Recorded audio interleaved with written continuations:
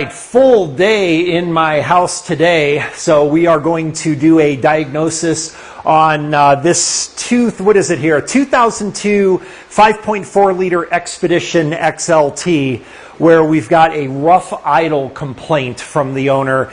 And he is a friend of mine from over at the Stampede here in Denver, where Vicki and I pretty much hang out every Wednesday night. If you want to come by, say hi. We won't be there this Wednesday after Labor Day, though. I'll be out of town.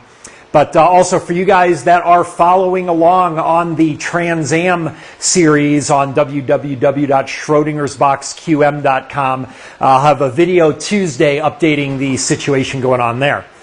Oh, speaking of which... Did you bring me coffee? No. You didn't? Well, why are you here?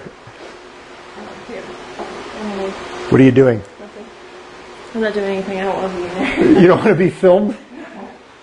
No. Okay. You're just going to sit there? Yeah. Okay. I'm going to watch. You're going to watch? Okay. For some reason, it's more nerve-wracking having you watch than 200,000 people. No, it's not. Do your thing. All right, I'm going to do my thing. Going to have my coffee, though. All right, so what was I saying? Anyway, 5.4 liter Ford Expedition, rough idle. Oh, yeah, that's right. So all of the experts advise this guy everything from he needs a new mass airflow sensor to oxygen sensor to a map sensor, like the whole thing. Obviously, you know the drill here. We're not going to take guesses on this. We're going to go ahead and put a scientific method on this so we can find the one cause of this rough idle, or multiple causes. Sometimes that can happen. And I think we'll start by putting it up on the scan tool and get some basic data and get a direction. Who brought him? He brought himself, and then he had a bicycle in the back. David? Yeah. Yeah. So, David, if you don't know, if you saw this guy, you would not expect that he would ride a bicycle. Yeah, he's a cowboy. He's a cowboy. And a kind of a heavy-set old one. He's not going to see this. All right. All right. Do your thing. All right. I'm going to do my thing. Oh, you're still... Yes, I'm filming. Sorry, you'll cut that out, right? Yes, I will cut that out. All right, let's start by seeing if we can replicate the complaint. So I'm going to go ahead and start the engine up. We'll see if it idles rough.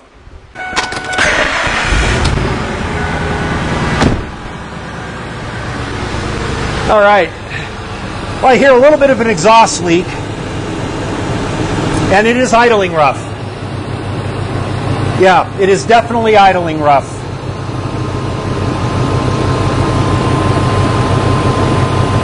So let's see what we got here. I want to see, does it get better or worse with RPM?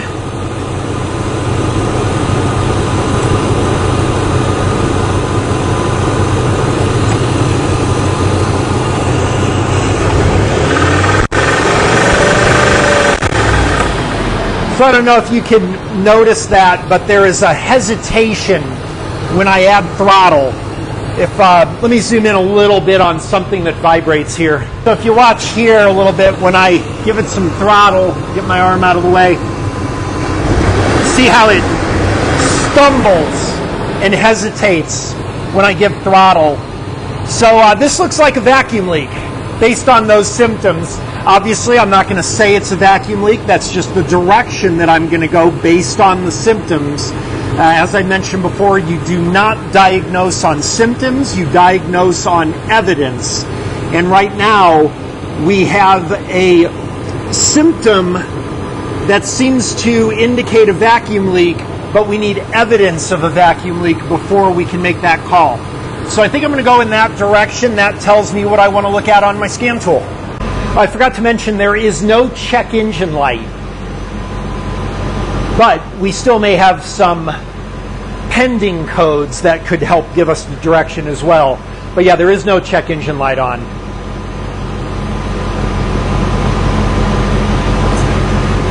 All right, let's go ahead and run all systems here. It shouldn't take long. So we got no diagnostic codes on anything. Little, oil pressure switch. Ooh, what's that?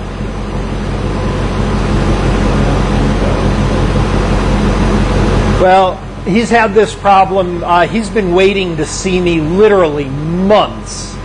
So I doubt that there's a legitimate oil pressure problem. I'm going to just look real quick on the dashboard, though, and see if there's an oil pressure gauge.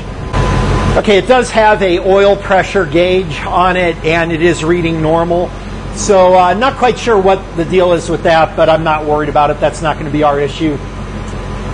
Because I am suspecting that we have a vacuum leak, I think I'm going to start off just with the basics here. We're just going to do fuel trims. So, not a vacuum leak, I can tell already. So not quite sure what's going on there. So we've got 0 long-term trim on banks 1 and 2. And just see if that'll respond.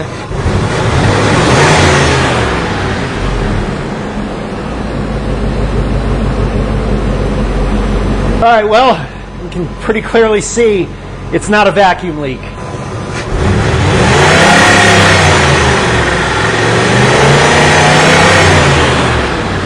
Well, I can't get it to change, so I want to bring up some short-term trim here. And that is responding. Let's see.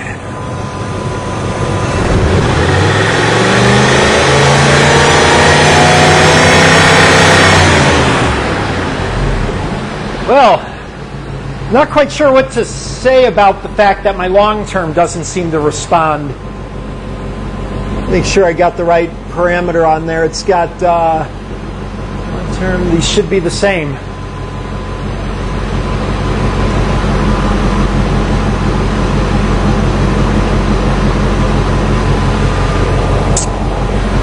I will admit I'm a little concerned that there's no variability on the long term at all. I love my short terms though. But what I want to do is I want to do something where that long term needs to react. So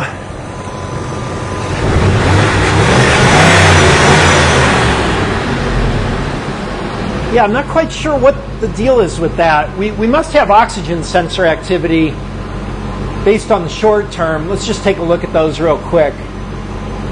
I have not seen this happen before. So we want bank 1 sensor 1 output voltage here. We're looking good. Let's bring up bank 2 sensor 1. Oxygen sensors look good.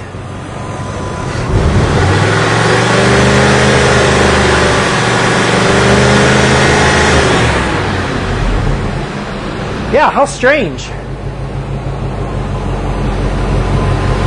I am not quite sure what to make of it. So what we need to do is we need to do something to get that long term to change. So I think what I'm going to do, this vacuum hose right up here, and I'm going to try to crack that open just a bit. Create a little vacuum leak. See if that changes my long term. All right, well, we can see that we're having the effect on the short term, but that long term is not adjusting. That is so weird. That long term is just fixed.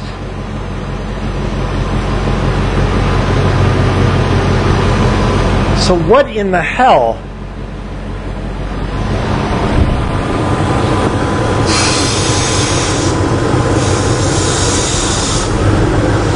Try to really increase this vacuum leak.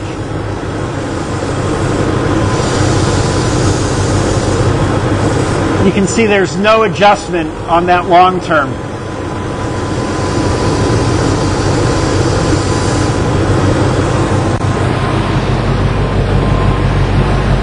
So it looks like it maxes out at 35. And I would definitely expect to see the long term adjust to this.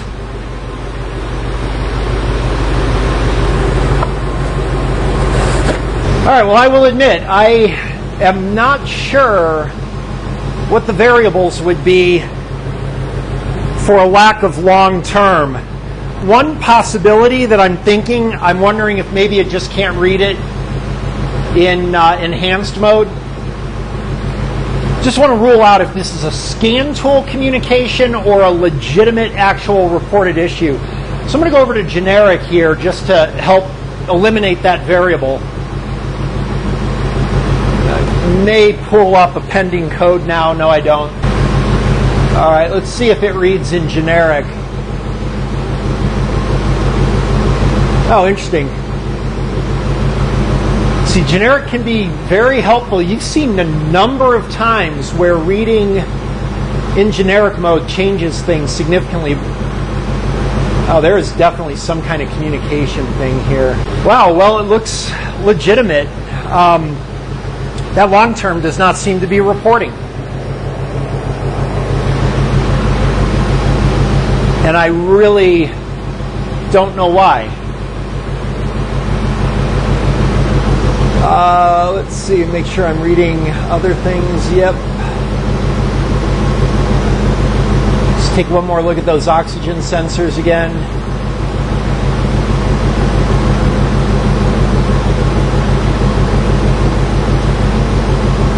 We'll run these oxygen sensors full lean.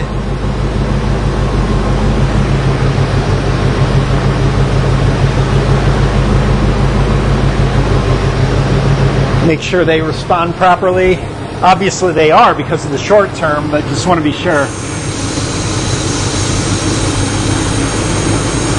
Yeah. All right, so here's what I'm going to try to do. We're going to go rich like that by reconnecting the hose, and I want to see, do we read rich on my long terms? There is no reading on the long terms.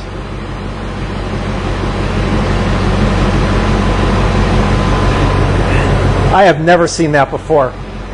So let's try, out of desperation here,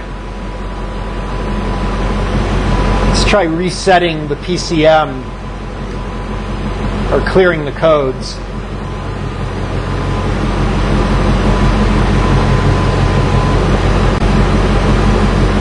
No long term.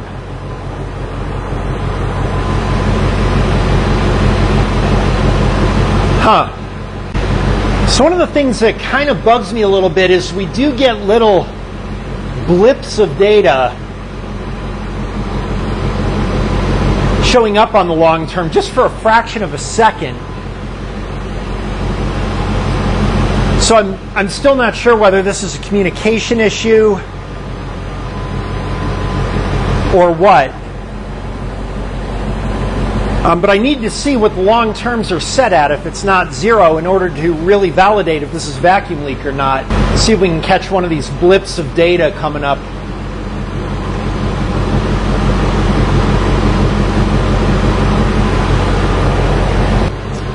All right, well, I've been running this thing for a few minutes, hoping to catch the blip of data. I thought we saw it earlier in the video where there was just a little blip of long-term data. But I am still not totally sure if this is a communication thing with scan tool or not.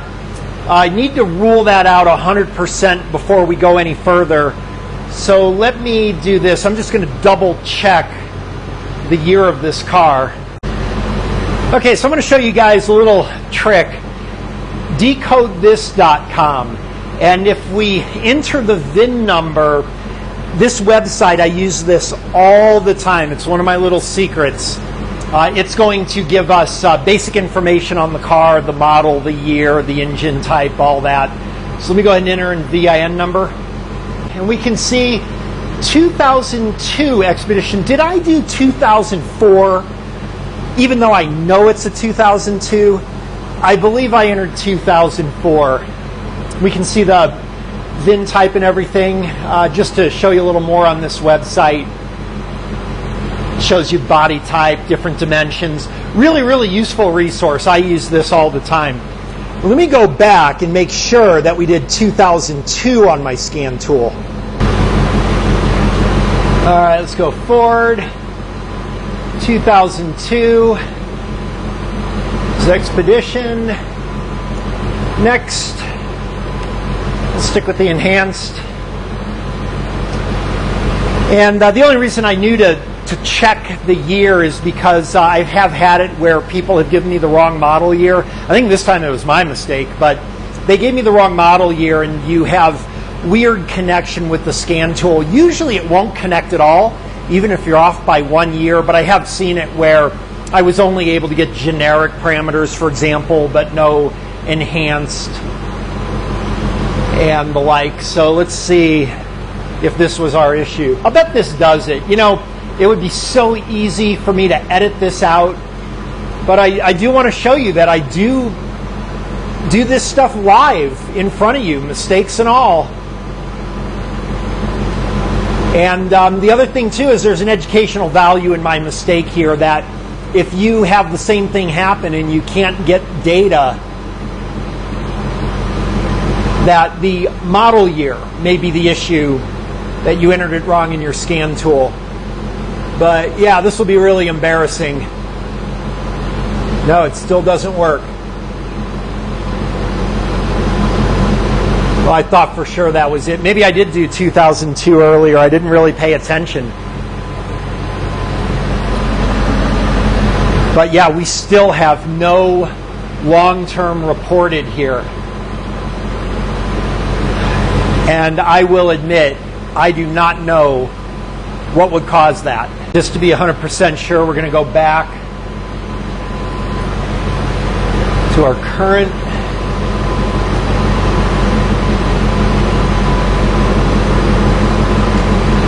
Yeah, no long-term is being reported on this vehicle. That is confirmed. The only other possibility would be a different scan tool, but I do not believe this is a scan tool communication issue because I'm able to pull up every other PID. All right, what I'm going to do is we are going to go way old school, back to the start of the channel here. And I want to just see if this is possibly a communication issue with the scan tool. So we're going to use auto tap. And this is the first scan tool I've had. A lot of you guys who have been with the channel a long time remember this, and this is where we learned to do all of the stuff we're doing. And I just want to see if this is a legitimate lack of signal being sent to the scan tool, or if this is a legitimate actual just no long-term fuel trim is being processed or whatever. While this is loading up, some of my thoughts, you know, I want to make sure that the engine is in closed loop. It's been running a good 15 minutes, and it was also driven up here right before we started filming. So just want to make sure there's not a coolant temperature sensor issue, that we're stuck in open loop or something like that. But I still expect there to be some memorized long term. All right, I have to say, even though auto tap has not been supported for years, I just love the customizable interface on this. And while Auto Ingenuity is my main go-to now, mostly because of the bidirectionality. Wait, there's engine coolant temperature. I want that. Let's take a look there. Yeah, it's definitely in closed loop. Just to make sure, I'm going to look for a fuel status here. Fuel system status. Right there, it should be closed loop. Yeah, definitely in closed loop, so that's not it. Let's bring up our long and short terms.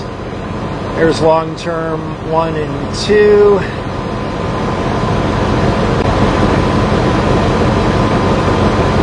Let's bring up some oxygen sensors. Again, the customizability with this program is just phenomenal. You can add as many charts and graphs and gauges as you want. I know the guys at Auto Ingenuity, you guys watching my channel, if you do a major upgrade on your software, I wish you would do something like this, where we can customize according to how we want instead of the fixed customizations, which are still pretty good on Auto Ingenuity, but nothing beats this. This is just such an awesome user interface. All right, let's get O2 sensor bank 1 and O2 sensor bank 2.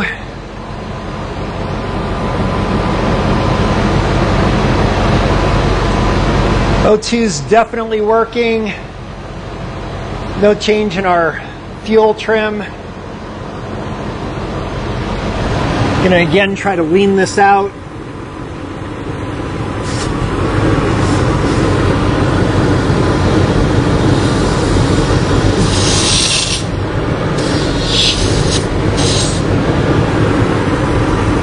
Yep, you can lean it out, see the O2 sensors respond. O2 sensors respond, nothing, yeah, this is confirmed, there's nothing in the long term. And I do not know what would cause that. So I don't know if that's PCM problem or what, but for all I know, this long-term trim is really at 50. I have no way of knowing, and I have to figure this out. While the rear O2s are to measure the catalytic converter activity, there is on some cars a little bit of fuel trim contribution from the rear sensors. And that seems to be the case on this car. It'd be interesting to see if there's any contribution there. I think that's all we can get. So let's see if we can make any sense out of anything here.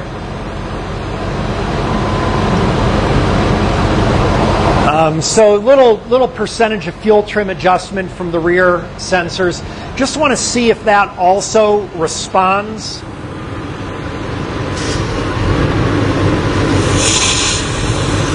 Create a little vacuum leak there.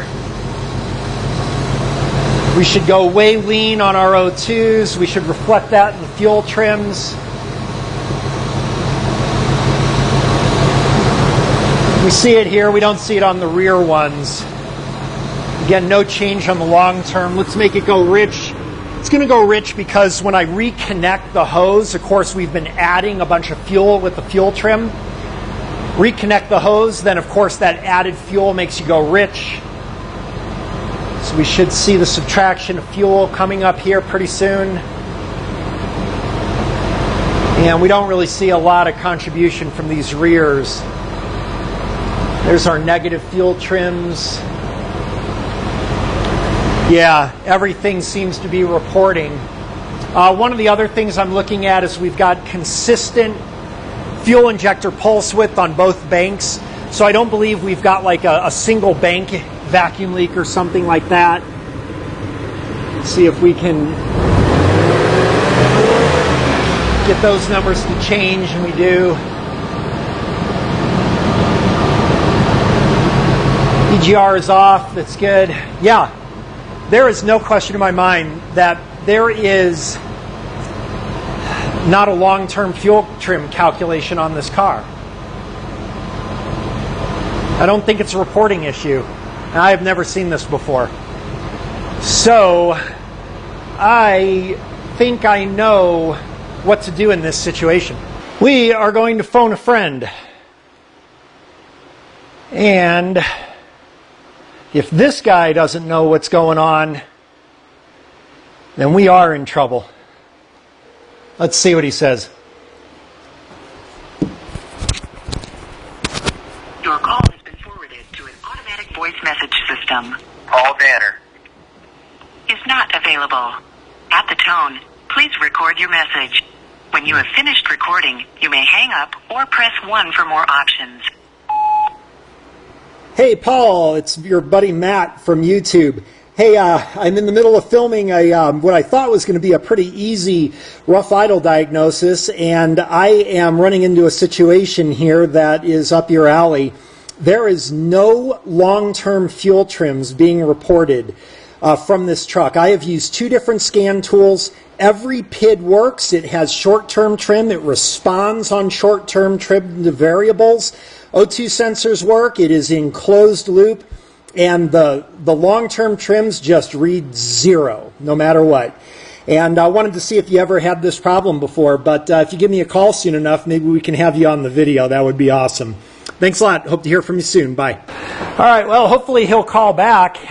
In the meantime, we need to try to do some research and see what would possibly cause this lack of reporting from long-term trims. But the problem is that obviously using my methods, I'm dead in the water here because I have all the symptoms of a vacuum leak, and for all we know, we have a vacuum leak affecting the entire engine. Most likely it would be entire engine. We know that because the injector pulse widths are identical on each bank. But I have to rule that out first, otherwise we would just be replacing parts and everything. It's also possible that the very fact there is no long-term fuel trim being calculated, possibly, that could be our rough idle and poor performance problem. So hopefully Paul calls us back. That would be awesome. If you aren't familiar, that is Scanner Danner there. I'm sure you guys know Scanner Danner. If you are not subscribed to his channel, then shame on you, you should be, because he is the ultimate guru when it comes to this style of high-level diagnostics. But I have never seen this before, ever. Certainly you've seen me have a lot of scan tool communication problems on the channel, especially with my do-it-yourselfer scan tools. You know, I don't do this professionally, so I don't have a $15,000 scan tool, but I can tell you, if we were to put a Veris Pro on there, I am positive we would see zero long-term fuel trim. I believe that is our issue, and I really am kind of stuck on where to go. So I think what I'm going to do is off camera, I'm going to go ahead and do a little bit of research, see what I can find. All right, guys, well, guess who just called? We got Paul Danner. He's actually out on a little Labor Day trip with his family. He's got his wife, Kristen, and you guys probably remember May from some of his videos. So I imagine they'll give him a little hard time for this. But, Paul, thanks for calling. I appreciate it. Yeah, man, no problem. I hope you can hear me okay. I'm on my speaker phone here in my car, so. Yeah, no, you're coming in loud and clear, man. So, Paul, did you get my message there, and was that sufficient? It was hard to hear. I just heard you say that your make or model or what you're playing with or any of that stuff. So. Yeah, fair enough. So I've got a 2002 Ford Expedition 5.4 liter, and it has a rough idle, and it it initially just presented like just a typical vacuum leak. It idles rough, smooths out after a brief stumble when you accelerate. So I kind of went in the direction of a vacuum leak, decided to go ahead and pull up fuel trims. My short-term trims are hovering right around plus or minus 2.5. They respond to lean and rich variables, but my long-term trim just reads 0.1 or 0, no matter what you do, and it is pretty clear that it was some kind of communication issue with the scan tool. So I switched to another scan tool, and the same thing. The long terms, I don't know if they're not reporting or if they're not being calculated, but the short terms work. The oxygen sensors obviously work because the short terms do. It responds to variables. It adapts. So if I put a lean condition, the O2 sensors will go lean. It'll increase the injector pulse width. It'll bring it back to stoic. And the O2 sensors work properly, but it never sets anything on the long term. It just sits at 0. Okay, and you said your short terms are like plus and minus 2? Yeah, plus and minus 2. So, I mean, there's not really a trim issue at the moment. So, right. I'm okay with the fact that the long terms aren't moving, especially if your short terms are plus and minus 2. Absolutely correct. And Fords are funny with their long-term fuel trims where they won't adapt. Like if you're adding, let's say propane, for example, and then you're watching your short terms go negative, or if you're, creating a lean condition and watching them go positive and you're expecting your long terms to react like, say, a GM would, you're not going to see it because Ford, for whatever reason, you need to be in gear and driving it for long terms to correct on some of those. Is that right? Okay, well, that's good to know. I'll try that. Yeah, I let it sit with an induced lean condition by pulling the brake vacuum a bit.